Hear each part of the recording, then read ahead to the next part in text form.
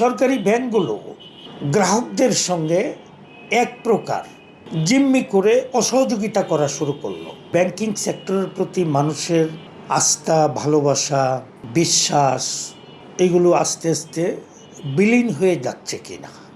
হ্যাঁ, যে কোনো বিষয়ের উপরে মানুষের একসঙ্গে একদিনে বা একটি সময়ে আস্থা তৈরি হয় না, সময় লাগে। একটা প্রতিষ্ঠান গড়ে ওঠানোর পরে বা একটা ব্যাংকিং সেক্টর, আমাদের একটা সময় ছিল আপনার এদেশে সরকারি কিছু ব্যাংক ছিল, প্রাইভেট ব্যাংক বলতে ছিলই না।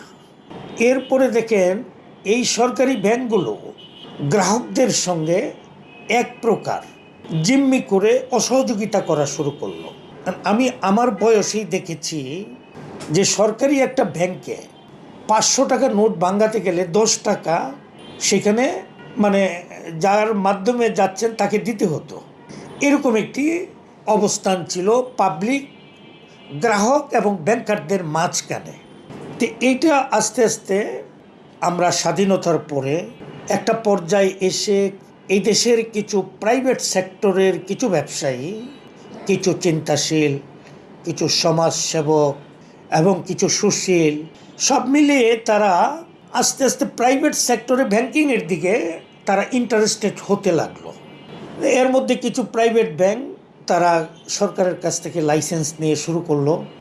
ইসলাম প্রিয় কিছু মানুষ যে তারা এই ব্যাংকিং সেক্টরটায় যে সুদের যে আলোচনাটা, এই আলোচনাটাকে এই দেশের কিছু আলেম ওলামা, কিছু চিন্তাশীল ইসলাম প্রিয় মানুষ শুরু করলো সূরা বাকারা থেকে।